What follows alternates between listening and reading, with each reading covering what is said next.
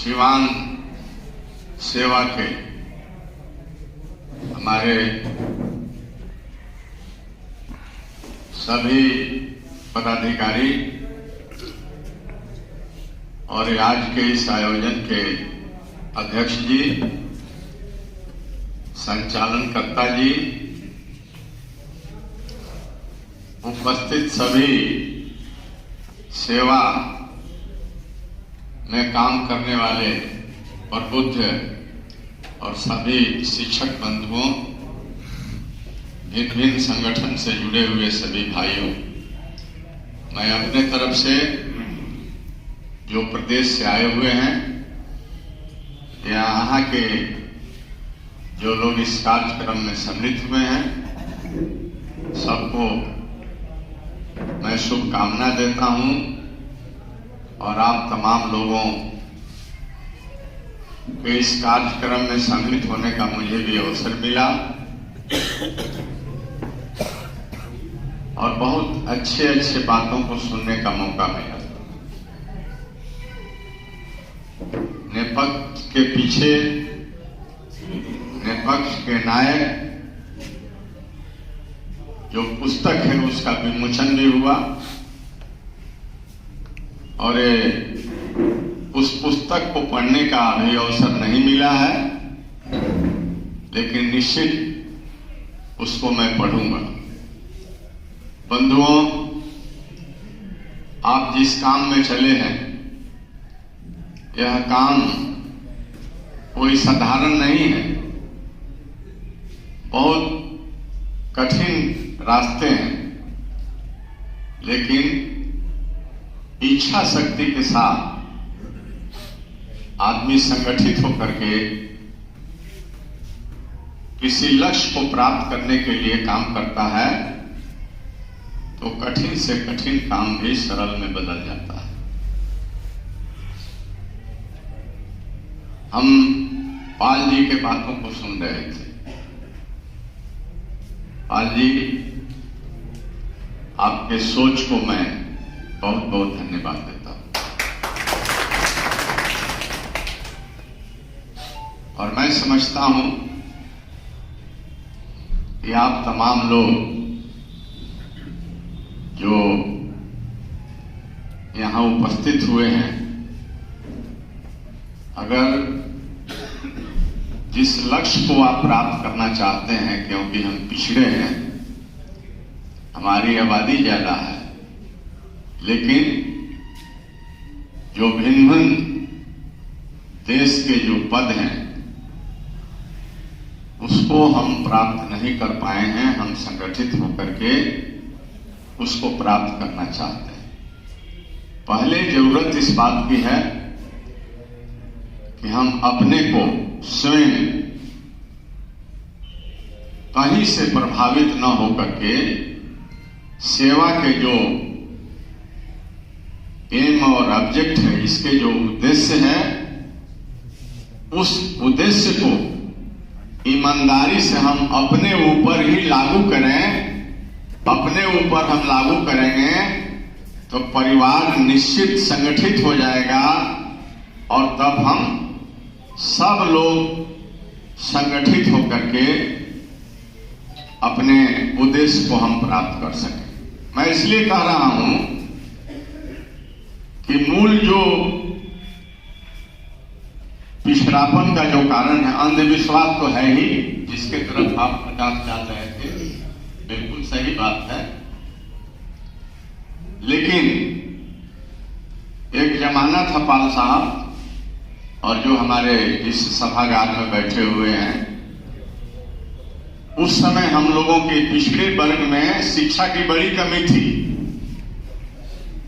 एक पाती लिखवाने के लिए बहुत दूर जाकर के और सोचती श्री उपमा जोग लिखने का काम उस जमाने का यही लाइन था, सोचती श्री उपमा जोग। उस जमाने में अब सोचिए कि पिछड़ा वर्ग दलित जो है, चाहे अकलियत का जो हमारा भाई है, कितना परेशानी में था। इसके बावजूद भी मैं कहना चाहता हूं कि आपस में जो अनपढ़ लोग थे उनमें इतनी ज्यादा एकता थी कि अगर उनके ऊपर कोई अत्याचार करना चाहता था तो वो लोग संगठित होकर के उसको जवाब देने का काम करते थे।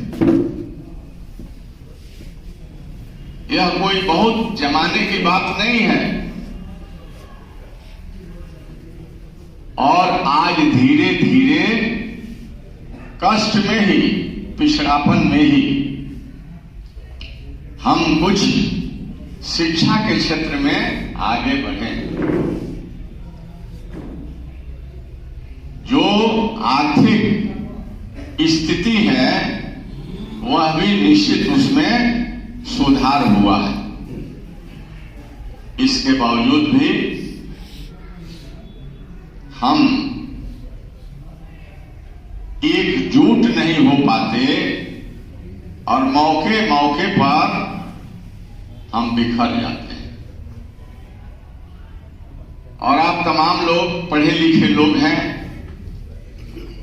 जो आरक्षण की बात है, सरकारी नौकरियों में हमें जाने की बात है, तो यह जो आरक्षण और उसके सीमाएं तय करने का काम विधायिका के द्वारा होता है, विधानसभा में और लोकसभा में।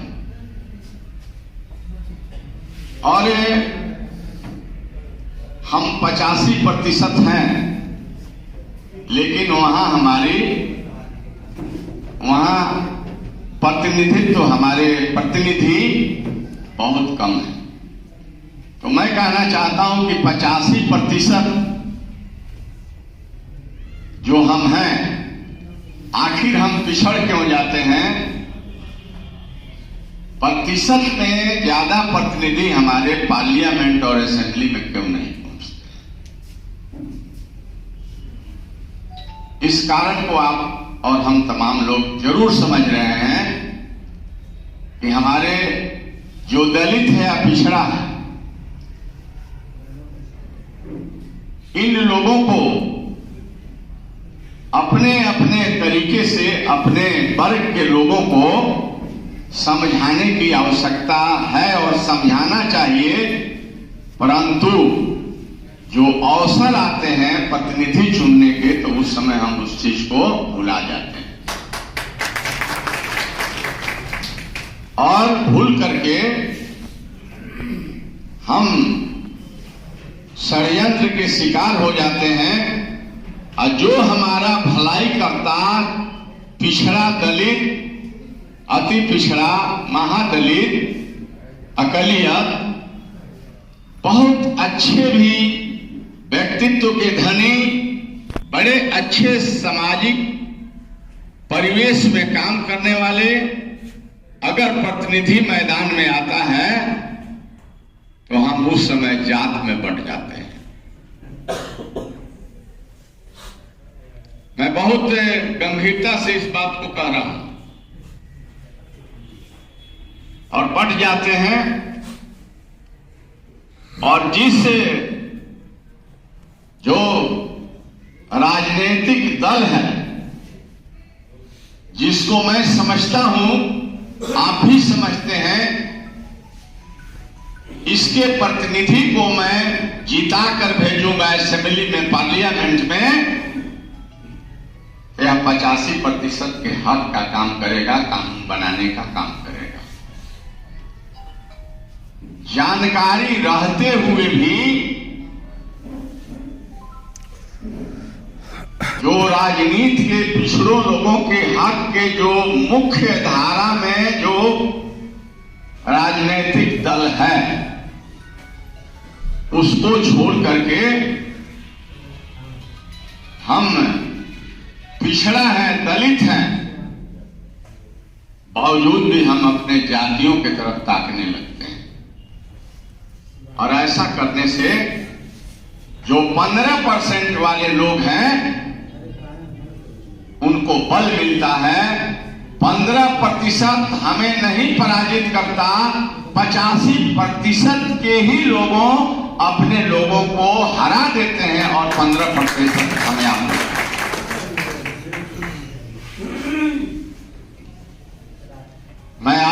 कहना चाहता हूं, अपने घर के हम लोग सब भाई हैं, एक परिवार के हम लोग हैं।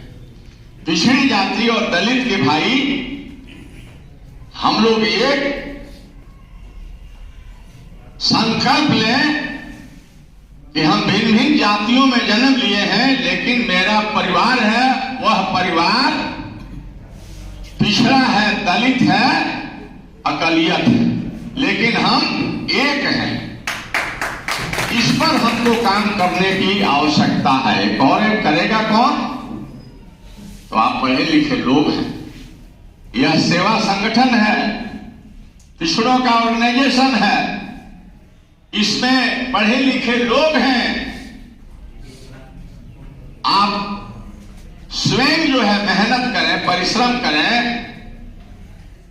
इसको मजबूत करें, समाज को ताकत दें, रास्ता बतलाने का काम करें, भटके हुए लोगों को सही रास्ते पर लाने का काम करें। तो मैं समझता हूं कि जिस तरह की स्थिति पैदा हो रही है देश में, समाज में, जिस तरह से आज भी आप सताए जा रहे हैं, जिस तरह से आपको तंग तबाह किया जा रहा है, आपके नेताओं को चुन चुन करके साजिश के तहत भिन्न भिन्न आपराधिक मामले में फंसाया जा रहा है, यह एक दुखद और चिंतनीय, सोचनीय विषय है। इससे मुक्ति के लिए आज आप इतने इकट्ठे हुए हैं। समझिए कि बरसों बरसों पूर्व कोई पिछड़ा का बात करने वाला नहीं था। जो शोषित है, अकलियत है, उसके रक्षा के लिए कोई सामने वाला नहीं था। आज तो आप इतने की संख्या में एकत्रित हुए। लेकिन इसके लिए मैं पुनः दोहराता हूं कि संकल्प लेने की जरूरत है। विधानसभा में पाल जी काम करते हैं, मैं भी, जनता ने और अन्य किसी ने, अपने ही लोगों ने मुझे मदद करने का काम किया। ऐसे ही नहीं, मैं बहुत सारे संघर्षों को झेला हूं। चाहे आरक्षण जननायक कर्पूरी ठाकुर जी के आरक्षण का मामला हो, उस जमाने में भी साधारण संघर्ष नहीं हुआ था। गंदे शब्दों में 15% के लोगों ने कहा था, ये आरक्षण कहां से आई? कर्पूरिया की माई की आई। MA BA पास करो, कर्पूरी के पास करो। उस जमाने में हम छात्र जीवन से निकले थे और अगुवाई करने का काम किया, लोगों को गोलबंद करने का काम किया, और ईंट का जवाब पत्थर से, लाठी से हम लोगों ने दिया इस सीमांत के सड़कों पर। साथियों, मंडल आयोग में भी ऐसा ही हुआ। कहने का मतलब है कि संघर्ष करने का अवसर मिला है, ऐसे ही नहीं। लेकिन विधानसभा में भी जब 85 में हम जीत कर गए, तो इन मुद्दों को विधानसभा के प्रोसीडिंग निकालेंगे। हम कभी भी, बिंदेश्री दुबे जी मुख्यमंत्री थे, आरक्षण के लिए, रिजर्वेशन के लिए हम पीछे नहीं हटे। हमको कोई डर भय नहीं है। अगर 85 हमारा तैयार रहेगा तो मुझे असेंबली में भी भेजेगा, मुझे लोकसभा में भी भेजेगा। उसके लिए हमें काम करना है। मैं काम किया हूं। साथियों, सरकार में रहने का भी अवसर मिला और मैं सरकार में रहा। अपने दायित्वों के 85% के हित के लिए जहां अवसर मैंने देखा वहां अपने कलम को 85 के पक्ष में चलाने का मैंने काम किया। लेकिन अफसोस कि जब 85 के हित में कोई आपके समाज का आप या आपके समाज का भाई आगे आता है और लड़ाई लड़ता है तो साजिशकर्ताओं के उपार्जन होता है और गंदे गंदे मामले में वो फंसाए जाते हैं। लालू प्रसाद को देख लीजिए क्या हाल। बिहार का लेलिंग इन्हीं लोगों से लड़ने का काम किया।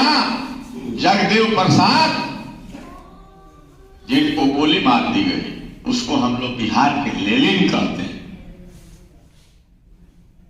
जननायक कर्पूरी ठाकुर जी को आप लोगों को इस बात की जानकारी होगी कि जननायक कर्पूरी ठाकुर को दबाने के लिए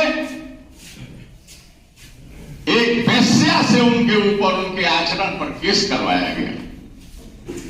न जाने आप लोग जानते हैं या नहीं जानते, जानिए। लेकिन वह गरीबों का मसीहा बतलाया कि यह साजिश के अंश है और समाज ने कहा कि हमारा कर्पूरी दूध जैसा स्वच्छ है, हम लोग इसको नकारते हैं, नहीं मानते। लालू प्रसाद यादव जी ने जो संघर्ष करने का काम किया, मैं आपसे कहना चाहता हूं, इस पिछड़े दलित अकालिया समाज में बड़े हिम्मत से कोई आगे बढ़ता है। जननायक कर्पूरी ठाकुर, जगदेव बाबू, लालू प्रसाद यादव, चंद्रशेखर जैसा प्रधानमंत्री ने श्री कृष्ण मेमोरियल हॉल में अपने भाषण के क्रम सच्चाई को कब तक आप छिपा सकते हैं। अपने भाषण में उन्होंने कहा कि मैं मंच से कहना चाहता हूं, लालू को तुम मार सकते हो लेकिन इस देश में दूसरा लालू जन्म नहीं ले सकता। बंधुओं, बहुत दर्द होता है, बहुत पीड़ा होता है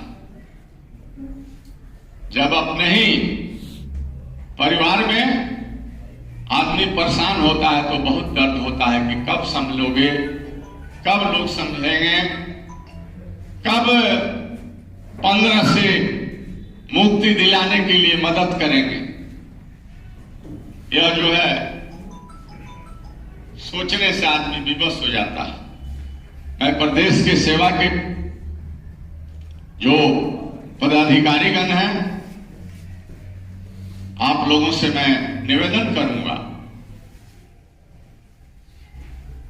या तो एक अभियान चला दीजिए।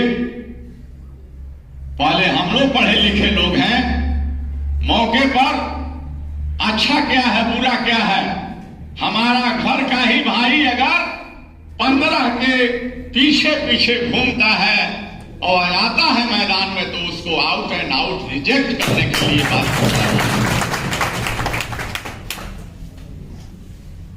भावना में आदमी नहीं बहे, तब हम अपने जो सोच हम रहे हैं, जहां के लिए हम लड़ रहे हैं, उसको प्राप्त कर पाएंगे।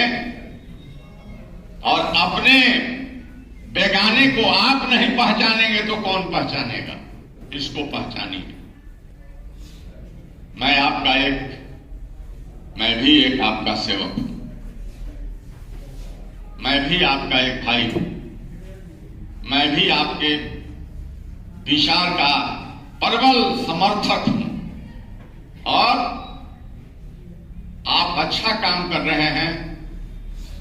निश्चित परिवर्तन होगा, निश्चित बदलाव आएगा, भटके हुए लोगों को आप रास्ते पर लाएंगे और हमारा देश हम इसके मूल वासी हैं और हम यहाँ अपने हक और अधिकार को जो दबा कर रखा गया है हम लेंगे, वह दिन दूर नहीं है।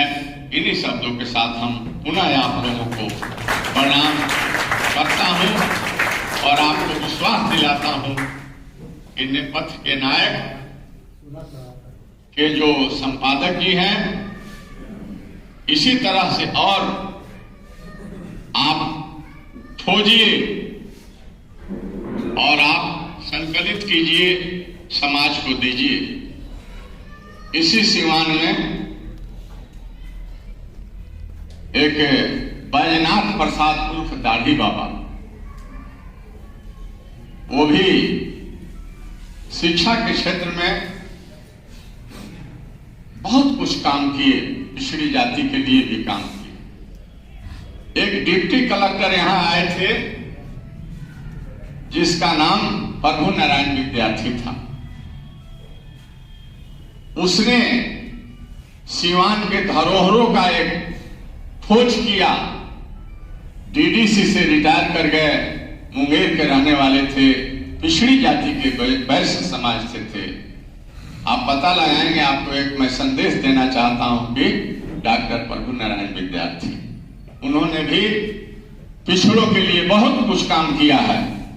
उस पर भी आप लोग पता लगा करके उन्हें भी संकलित करेंगे तो मुझे बड़ी प्रसन्नता होगी, इसलिए कि उसने बहुत कुछ लेखनी के माध्यम से जगाने का काम किया था। इन्हीं शब्दों के साथ बड़ों को मैं प्रणाम, अपने सकम रूपन को आशीर्वाद, फले फूले आगे बढ़े। आपका अभियान काफी परिवर्तन करेगा और हम तमाम लोग मिलजुल करके एक अच्छा बिहार, एक अच्छा देश जिसमें पिछड़ों के जो अधिकार है कैद हुए हैं उसको मुक्ति दिलाने का संगठित